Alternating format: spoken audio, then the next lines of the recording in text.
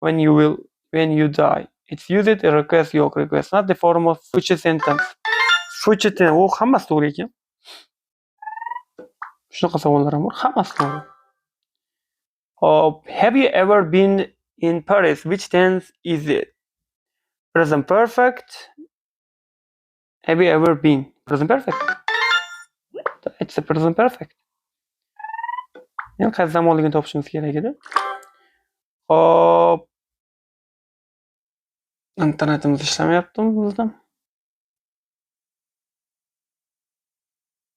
I haven't seen you in many years. I haven't seen you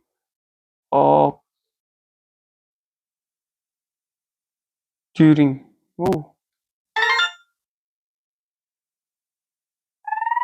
Ha, bu tepadagi videoga topishimiz kerak edi menimcha.